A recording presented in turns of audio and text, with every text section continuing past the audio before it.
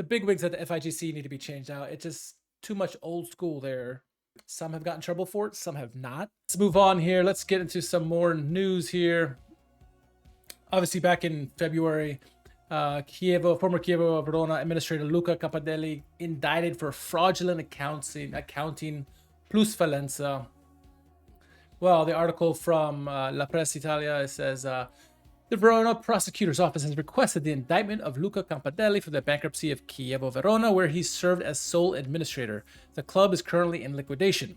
The request follows investigations conducted by financial police of Verona's provincial command into the football club Chievo Verona, formerly known as Associazione Calcio Paluani Chievo, and later, you see their name.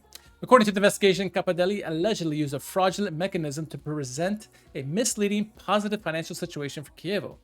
This concealed the club's financial distress and asset depletion, allowing it to register for league competitions despite lacking the necessary financial requirements. The prosecutor's office, led by Rafael Tito, also examined fictitious player transfers.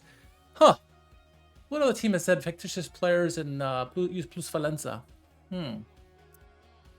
I lost my train of thought there. Scroll there.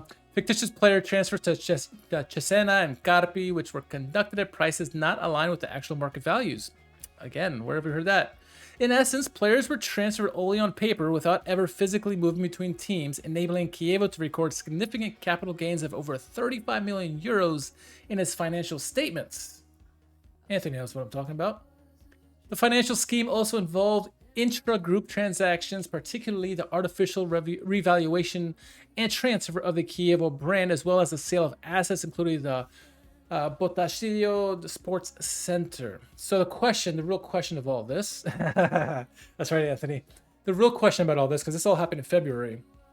This person on Reddit, user Alala, the question is, can we talk about the epidemic of small clubs going bankrupt? When it happened to Fiorentina and Parma the first time, nothing really happened. The bankruptcies of dozens, hundreds of smaller clubs didn't bring any changes.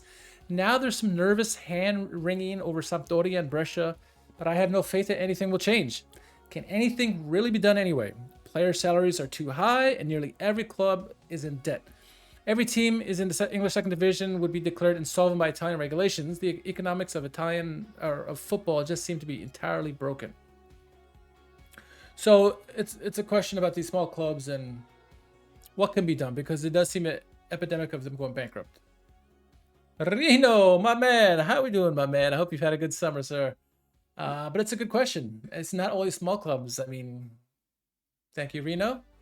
Hate to say Juventus, but Juventus has also been doing this, and other clubs have done this in the past. It's not just a small club epidemic, but it's happened a lot with the small clubs, and some have gotten in trouble for it, some have not.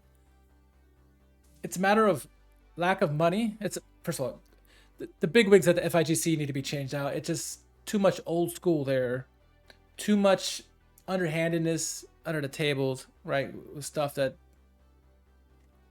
secrecy, BS, trying to make a little money, but a lot of it has to do with lack of money come to them. There's no Italian football in general does not get the revenue it needs. There's a share somewhat equal amongst the teams in Serie A at least, but how great is it? You know, it's a bigger problem overall. The money helps, right? Maybe that's why the English clubs in the second division don't get hammered. A little bit more relaxed there. A lot on the line. It's many things, but I think we start doing the plusvalenza and you start inflating players worse, start faking transfers and all this and that. It's a bad look. And what does Gravina say about all this? Nothing. Just like he says about racism. Nothing. Think about other problems like sharing streams across the wave and sharing content from Serie A.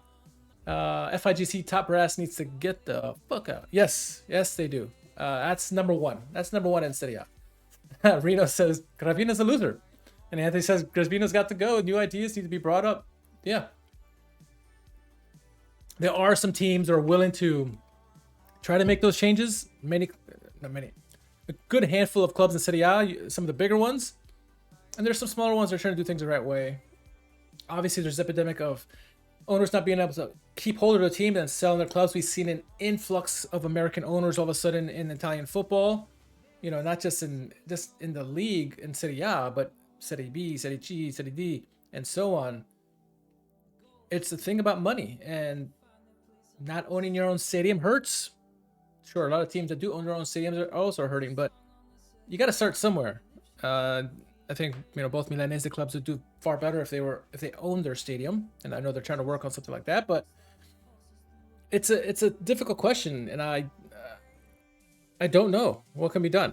So yeah, what do you guys thought in the chat? I feel like I'm talking a lot here, even though this is a stream. But what are your guys' thoughts on what can we do to stop this epidemic? Not only small clubs going bankrupt, but all this underhandedness. This obviously the FIGC is, I think we all agree upon, that needs to change. Everyone at the top brass, Gravina, they all gotta go. But what else can be done to help some of these smaller clubs when they do get down, not go bankrupt? We had the Brescia, we had Sampdoria, Salernitana. Those clubs, they're flirting with not only relegation but insolvency. It's a huge issue. Yeah, this says, didn't hear it, but he heard it didn't play that bad, being that we were not able to play with most of our new signings.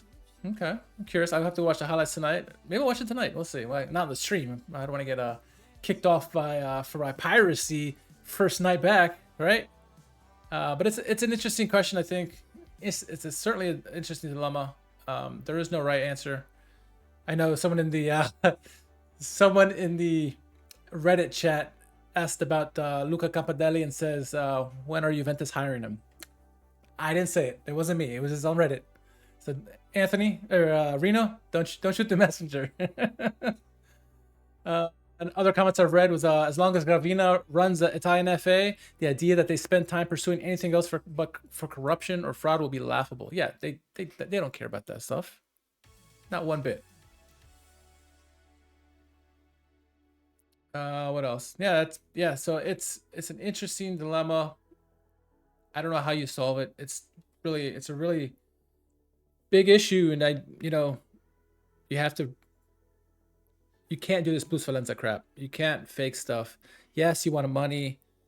You're trying to stop yourself from going bankrupt, but there's gotta be another way. I don't know what that way is. I don't have the answer. Maybe you try to do sponsorships. A lot of smaller clubs have tried to do these outrageous sponsorships. And I say outrageous, I mean out of the box thinking, not your normal sponsorships, whether it's American sponsorships or whatever, but find ways to get more money in. There is a small, I want to say Austrian league club. They got like 47 sponsors on their jersey. It's ugly, but it's pretty funny, and you can see why they do it, because they don't have any money. They're trying to figure out ways to get money back. So hey, how do they do it in England? They get a lot more money in England. TV revenue is huge there for sure. That's a big help there. Money doesn't always solve everything, but I think if Italian football had the money coming in that English football does, teams would be better off. Not good, but better off. Again, it's all about how you manage the money. And I'm not confident that the people in charge, administrators of a lot of these teams, are either good, honest, or know what the hell they're doing.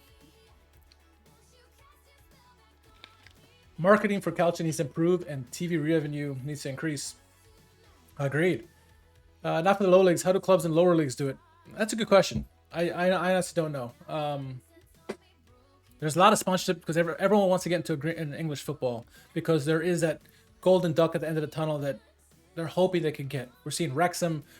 We're getting very close to that golden egg now, and you've seen a lot of investors buying into there because they think if they can run the clubs right, they can get them. And there is a big pot of money at the end of the rainbow. Versus Italian football, there is no money at the end of the rainbow. It's just, yeah, you'll be knowing maybe a big club. We'll see what Como does. Can they become a household name? But in the long run, does it do anything? I don't know.